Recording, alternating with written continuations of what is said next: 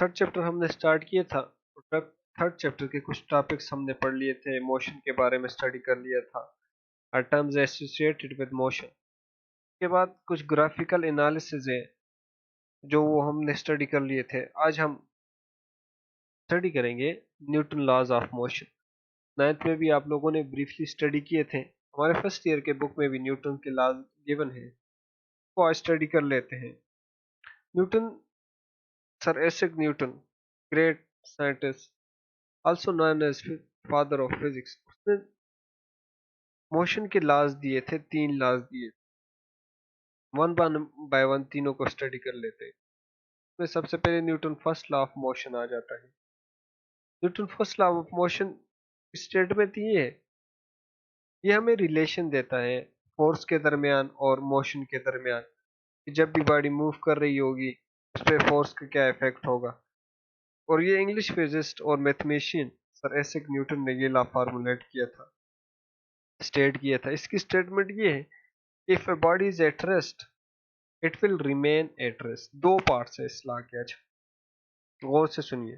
पहला पार्ट कहता है if a body is at rest it will remain at rest until some external force act upon it।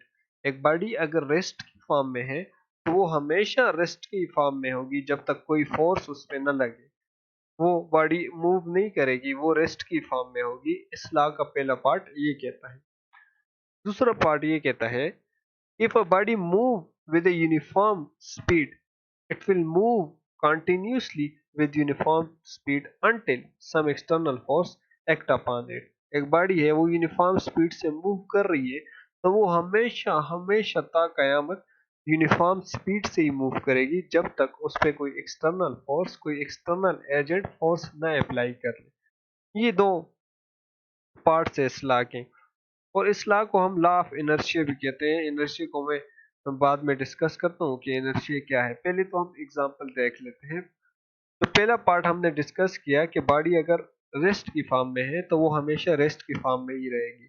इसकी example हम यूं ले लेते हैं, एक चेयर पड़ी है, अब वो रेस्ट की फॉर्म में, जब तक मैं उस पर फोर्स ना लगाऊं या कोई भी बंदा उस पर फोर्स ना लगाए तो वो रेस्ट की फॉर्म में रहेगी। जैसे book lying on the table is in the form of is in the state of rest। जब तक कोई उसको मूव न करवाए वो अपनी हालत में ही बरकरार रखेगी। The other part of law is body uniform motion in a straight line it will continue straight until it is acted upon it। एक बॉल है, फुटबॉल की एग्जांपल ले लेते हैं, हम उसे किक करते हैं, वो मूव करती है, वो थोड़ी देर बाद जाके रुक जाती है।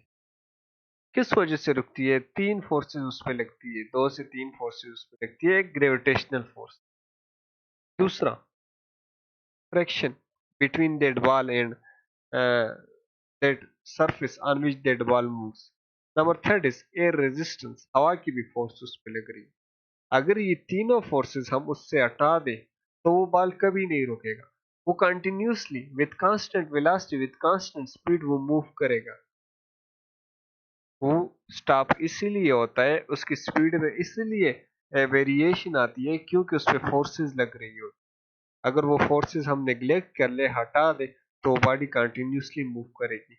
यही सेकंड पार्ट कहता है इस लॉ का, और इस लॉ को हम लॉ ऑफ इनर्शिया भी कहते हैं। इनर्शिया कहता है दुनिया में जितनी भी, यूनिवर्स में जितनी भी चीजें हैं वो लेजी है। इनर्शिया लेजीनेस को शो करता है। लेजीनेस ऐसे है कि जब भी आप उसका, उस बॉडी का, दुनिया में यूनिवर्स में कोई भी चीज है, कोई भी बॉडी है, उसका स्टेट चेंज करना चाहो तो वो अपनी स्टेट चेंज नहीं करना चाहता, वो इसी स्टेट में रहना चाहता है जिस स्टेट में वो पहले से था। जैसे एक पत्थर पड़ा है, जब आप उसको हिलाते हो तो आपको बहुत सा फोर्स लगाना पड़ता है। क्यों? क्योंकि वो जो चीज है, वो जो बॉडी है, वो चाहती है कि मैं अगर रेस्ट की फॉर्म में हूँ तो रेस्ट की फॉर्म में ही रहूँ, मुझे इसी हालत में छोड़ो। और इसको हम लेजीनेस कहते हैं। दुनिया में, यूनिवर्स में, हर बॉडी में ये लेजीनेस होता है। वो चाहता है कि मैं जिस फॉर्म में हूँ उसी फॉर्म में हूँ।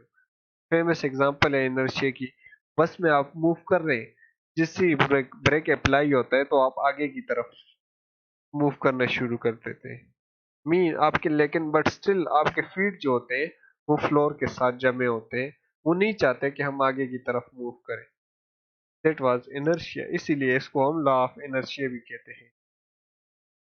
Newton second law of motion हमें फोर्स के दरमियान, मास के दरमियान और एक्सेलरेशन के दरमियान रिलेशन देता है। न्यूटन सेकंड लॉ की स्टेटमेंट ये है, न्यूटन सेकंड लॉ कहता है जब भी हम किसी बॉडी पे फोर्स लगाएंगे उस बॉडी में एक्सेलरेशन प्रोड्यूस होगी। ऑब्वियसली कोई रेडी खड़ी है, आप उस पर फोर्स लगाओ तो उसमें एक्सेलरेशन प्रोड्यूस होना शुरू हो। कोई गाड़ी खड़ी है, उस पर फोर्स लगाओ तो उसमें एक्सेलरेशन प्रोड्यूस शुरू हो। वो जो एक्सेलरेशन प्रोड्यूस होगी वो दो चीजों पे डिपेंड कर, एक जो फोर्स आप लगा रहे हो उस पे डिपेंड करती है, और एक डिपेंड करती है मास पे। जितना ज्यादा फोर्स लगाओगे उतनी ज्यादा एक्सेलरेशन प्रोड्यूस, जबकि मास के इनवर्सली प्रोपोर्शनल है, जितना ज्यादा मास होगा उतनी ही कम एक्सेलरेशन होगा। जैसे इसकी एग्जांपल यूं देते हैं कि आप अपने हाथ पे डस्टर मारें, तो अगर डस्टर का वजन ज्यादा हुआ, मास ज्यादा हुआ, तो उसकी स्पीड कम होगी, एक्सेलरेशन उसमें कम होगी। अगर ज्यादा हुआ तो एक्सेलरेशन कम होगी, अगर कम हुआ तो उसकी एक्सेलरेशन ज्यादा होगी। दो इक्वेशन बनते हैं यहाँ पे, एक A is directly proportional to F, और दूसरी इक्वेशन जो बनती है, क्योंकि एक्सेलरेशन दो चीजों पे डिपेंडेंट है, दूसरी बन रही है A is inversely proportional to mass. दोनों इक्वेशन को कंबाइन कर ले तो ए की वैल्यू बन जाएगी A is equal to F divided by M. यहाँ से हम फोर्स की वैल्यू निकाल सकते हैं, एक नया फार्मूला जो न्यूटन ने दिया था सेकंड लॉ, जिससे हम फोर्स को डिफाइन कर सकते हैं, F is equal to M A के बराबर हो जाएगा। That was Newton second law के एक्सेलरेशन जो है वो डिपेंड करता है फोर्स पे, और वो डिपेंड करता है मास पे। अगर आप कहते हैं तो मैं यहाँ पे फार्मूला डिराइव कर लेता हूँ।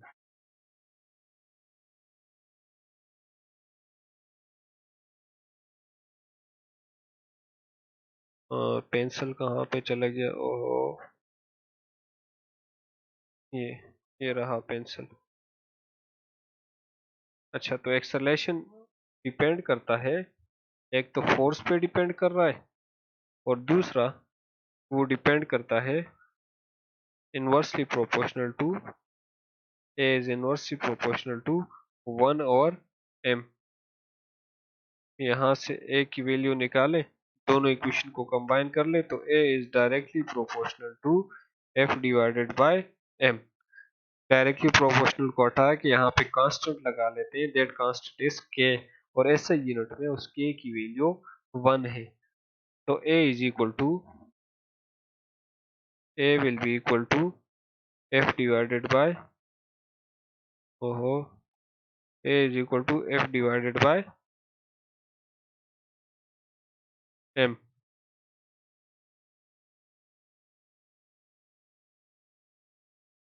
इसके लिए बहुत सारी प्रैक्टिस की जरूरत है, माउस पे हाथ नहीं बैठ रहा। तो इसी फार्मूले से, ये जो फार्मूला हमने निकाला A is equal to F divided by M, यहाँ से हम एफ की वैल्यू निकाल सकते हैं। एफ की वैल्यू क्या क्या है, एफ की वैल्यू हमारे पास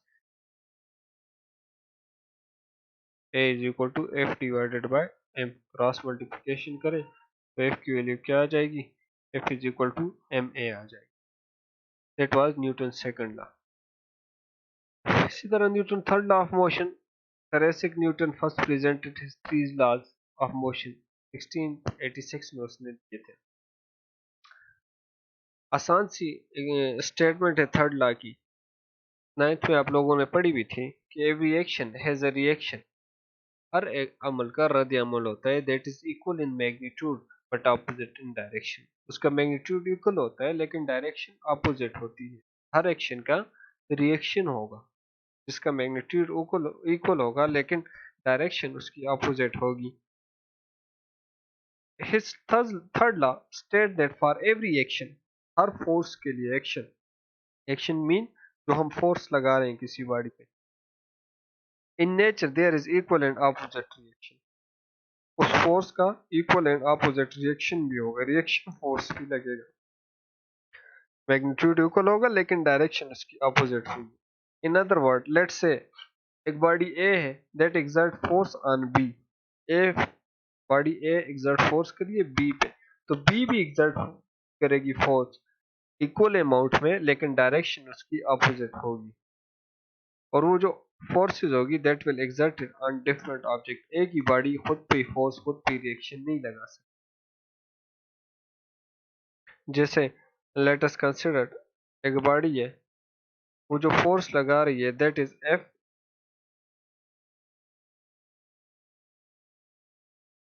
force of body A B पे फोर्स लगा रही है, तो बी भी ए पे फोर्स लगाएगी but in opposite direction. Opposite direction के लिए हम माइनस का साइन यूज करेंगे।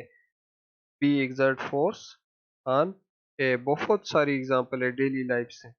आप अगर बॉल थ्रो करेंगे, दीवार को मारेंगे, तो बॉल आपके पास वापस आ जाएगी। आपने बॉल थ्रो की, वो क्या था? एक्शन था। बॉल आपके पास वापस आई, दैट वाज रिएक्शन। वो रिएक्शन किसने लगाया? वो रिएक्शन ने बॉल ने लगाया। बॉल ने बॉल पे वो रिएक्शन लगाया।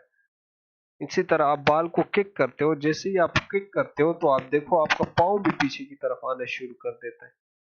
ये क्या था? आपने उस बॉल को हिट किया, दैट वाज एक्शन। आपका पाँव पीछे की तरफ आया, दैट वाज रिएक्शन। जैसे रॉकेट हम लॉन्च करते हैं तो आप देखते हो रॉकेट ऊपर की तरफ, सॉरी, रॉकेट जमीन पे फोर्स लगा रहा होता है जो कि एक्शन होता है। तो जमीन भी उस पे फोर्स लगा रही होती है जो कि रिएक्शन होता है। इन द रिजल्ट वो रॉकेट ऊपर की तरफ मूव करना शुरू कर देता है। बहुत सारी एग्जांपल है डेली लाइफ से Newton third law of motion की। एक क्वेश्चन छोटा सा मैं आपसे पूछ लेता हूँ, इसका आंसर आप लोगों ने मुझे देना है कि हम इलास्टिक बॉल, रबड़ बॉल दीवार पे थ्रो करते हैं तो वो वापस हमारे पास आ जाता है, जबकि अगर हम कोई पत्थर थ्रो करें तो वो वापस हमारे पास नहीं आता। क्या रीजन है? या अब हम या आप कीचड़ कीचड़ का गोला बना दें, उसको थ्रो कर लें, उसको दीवार के साथ हिट करें, वो भी वापस नहीं। दो क्वेश्चन मैंने पूछ लिए। एक, अगर कॉक बॉल, हार्ड बॉल, अगर हम दीवार को मारे तो वो वापस उतना रिएक्शन में नहीं आता जितना एक आम बॉल आता है, जितना एक इलास्टिक बॉल आता है, रबड़ बॉल। और दूसरा, अगर कीचड़ हम फेंक दें वो भी उतनी फोर्स, उस पर उतनी रिएक्शन नहीं लग रहा। क्या वजह है? ये दो क्वेश्चन मैंने आपसे पूछ लिए, इनके आंसर आप लोगों ने मुझे लाजमी करने हैं। इंशाल्लाह see you in next lecture. अल्लाह हाफिज।